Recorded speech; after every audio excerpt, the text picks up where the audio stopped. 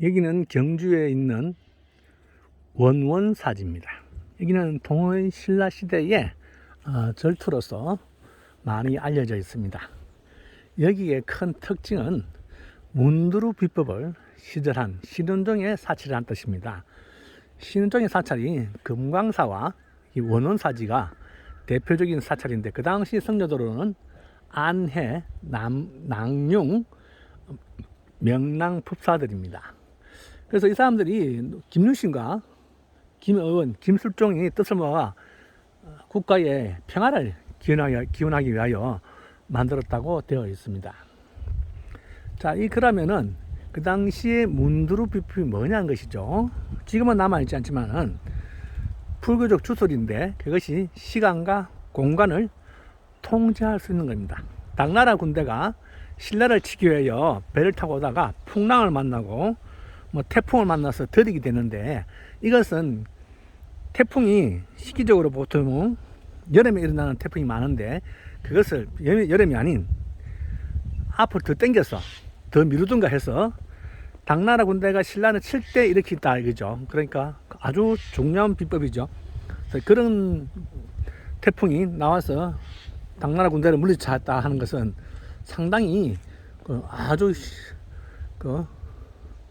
주술적인 개념보다 심적인 개념이 강합니다. 자, 요렇게 생각을 해보니까 우리 삼국지에 나타나는 제갈공명과 조조의 적벽대전에 나타나는 바람풍이란 말이 생각납니다. 인왕계를 쓰다 보니까 불을 찔러야 되는데, 불의 분량은 다 타려면 바람이었습니다. 그 당시에 바람을 일으키는 그 신법을 받았다. 혹시 그런 것이 아니겠느냐, 이렇게 생각되고 있습니다. 이 주위의 돌들이 통일신라 시대의 돌들입니다. 이 돌들을 이용해서 이 계단을 만들어 두었습니다. 아니면은 이 계단이 그 당시의 계단일 가능성도 조금 남아 있겠죠. 자, 12지신이 뭐냐면은 그 당시에 12가 방이었습니다. 우리는 지금의 12지가 간단하게 되어 있지만은 별 생각 없이 하지만은 12지가 동서남북 이런 개념, 사방팔달의 개념이 그 당시였습니다. 그것을 통제하는 것이 사천왕상입니다. 여기에 보면은 밑에는 12지 부도가 있고 그 위에는 사천왕이 부조되어 있거든요. 그래서 상탑의 개념입니다. 통일신라 시대에서 상탑의 개념은 지금 우리가 잘 아는 경주 문무왕릉에서 상탑이 최초 나타납니다. 어떤 분은 익산미륵사지에 있는 가운데는 목탑이고 좌우에는 석탑이라서 그것이 최초라고 할 수 있지만은 어디까지나 학설입니다. 학설은 여러 가능성이 있다를 던지니까 정확하다 아니다는 말은 못합니다.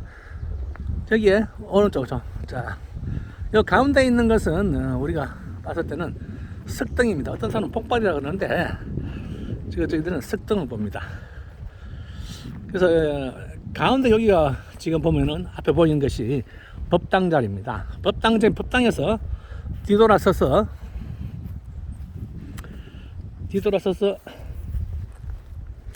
여기가 동탑, 여기 가운데가 석등, 여기가 서탑을 보여줍니다. 자, 여기 12지의 개념에 북쪽은 항상 즉 쥐죠. 쥐가 있습니다. 이게 쥐가 가운데 있고 자축임묘 되어 있죠. 자축임묘. 왼쪽으로 소축, 자축이니까 여기가 소, 인, 호랑이, 묘, 토끼 이렇게 있죠. 이렇게 돌아갑니다. 여기서 이 탑의 특징은 12지 부도와 탑의 폭이 이렇게 탑구가 있습니다. 옆에 있는 요들이 지금 화면상 보이는 게 탑의 구역입니다. 탑의 구역, 그 안쪽에는 탑의 저석, 그 다음 그 안에는 탑의 뭡니까? 지대석이 되겠죠. 땅과 마주치는 지대석. 그 위에는 하대갑석, 그 위에는 또 하대갑석 받침, 또 위에 여기에 지들이 여기 남쪽에 여기가 보면은 보이는 데가 우리 남이 어디입니까? 오전이죠. 남 오전이 어디 있죠? 자, 말이죠. 말자리죠. 그러니까 오전 이렇게 뜹니다. 오전이 그런 뜻입니다. 정오 이런 뜻이죠. 자, 말 모양이 지금 좀 남아, 그 자위는 다 사가지고 없는데, 이거 일제시대 사람들이 일본 일제강점기에 다 물어서 그렇습니다. 탑에 나타나는 청각 받침은 하나, 둘, 셋, 넷, 다섯 개입니다. 다섯 개. 하나, 둘, 셋, 넷, 다섯. 5대5네요. 5, 5, 5. 그렇습니다. 저기에, 여기 보면은, 정오의 말의 받침이, 연하무, 연하자입니다. 연하자. 자, 그러면은, 자, 이 사창왕의, 받침은 뭐냐, 이거죠. 이 밑에에, 그걸 밟고 있군요. 생명자를 밟고 있습니다. 사청왕상이 분명한데, 보통 일반적으로 생명자라 하는데, 조선시대 생명자지, 저기 뭔지는, 그 당시에 사람들은 뭐라 했는지는 모를 수가 없습니다. 자, 가운데 있는 이 하천 기단에서 가운데 탱주가 두 개, 여기 두 개, 2대2 그때죠. 이제 이런 시기 거의 700년대 나타나는 750년경에, 그러니까 7세기 중반, 7세기 중반, 8세기 중반에 나타나는 큰 특징입니다. 750년경이니까 8세기 중반이죠. 그렇게 보시면 될 것 같습니다. 여기도 마찬가지고 생명자를 밟고 있고, 사천왕사니까 이 북쪽에 있죠. 북장에 있고 탑을 들고 있죠. 자, 동쪽에는 여기 동탑에는 지금 부조들이 잘 남아 있습니다. 여기서 뒷면에 가면은 좌측 유명을 나가야 되니까요. 자, 쥐가 잘 남아 있습니다. 자, 축, 자, 소뿔이 화려하게, 밑에는 여기도 연화자입니다. 받침이 연화자고, 여기 동탑의 사청왕상들은 뭘 밟고 있는지 지금은 다 깨져서 보이지 않습니다. 돌아가 봐야겠습니다.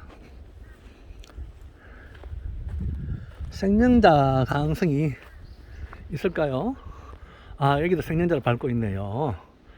자, 여기는 다축임묘, 토끼네요. 토끼. 자, 그리고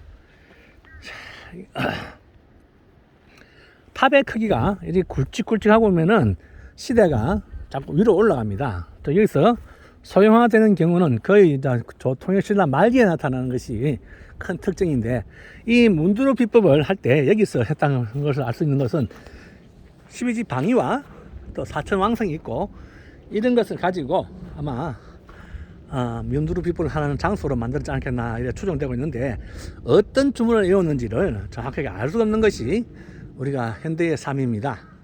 여기서 저 동쪽을 보면 불을 피우든지 아니면 그대로 연물만 했는지 수리 마하수리 했는지 어떤 게 했는지를 알 수가 없습니다.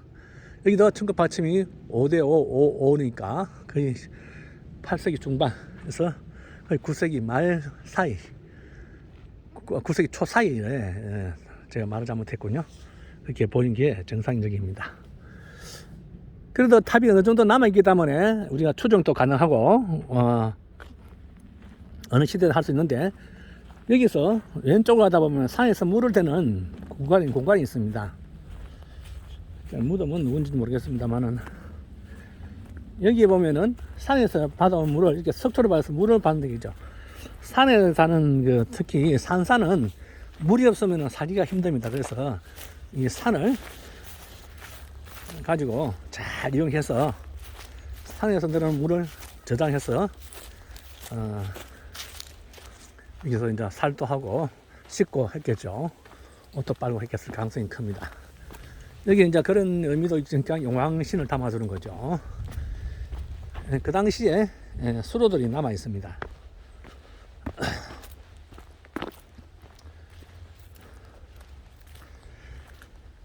자, 이거 당시 그 당시에 수로들입니다. 이게 수로, 지금 문을 안 열 수 있지만 안 되겠지만은, 이게 그 당시 수로들입니다. 수로들 이렇게 수로에서 물을 쭉 상에서 받아. 여 안쪽에 가면은 조선시대 부도가 있는데 그거는 안 보겠습니다. 자, 여기에 보면은 물이 있습니다. 자, 물이 있죠. 용왕신이 있습니다. 이 물들입니다. 그러니까 이 수조가 통일신라 시대의 수조라 보시면 될 것 같습니다. 자, 이런 것이 우리가 통일신라의 흔적이 곳곳에 남아 있는 것이 여기 큰 특징입니다. 기와 들으면 그 당시 기와는 아닌 것 같고요, 보니까. 자, 이런 흔적을 두고, 우리가 원흥사지를 한번 자세히 봤으면 좋겠습니다. 12지가 왜 땅속, 사천왕사지에 가면은 12지가 이게 바닥에 있습니다. 그 바닥에 위에 있는 것을 위로 올리다 보면 여기에서 계속 했다는 소리거든요. 바닥 할 때는 바닥에 있는 것은 12지를 세우고 또 뭐 불태우면 없어질 가능성이 크니까 여기서는 계속 꾸준히 할 수 있게 아마 탑에 부조를 해둘 게 아니겠느냐 이래 생각되지만은 뭐 정확한 건 아닙니다. 아직까지 그 원인을 정확하게 밝혀내지는 못했기 때문에 뭐라 말할 수는 없습니다. 여기는 경주 모하에 있는 원흥사지였습니다. 아름다운 탑입니다.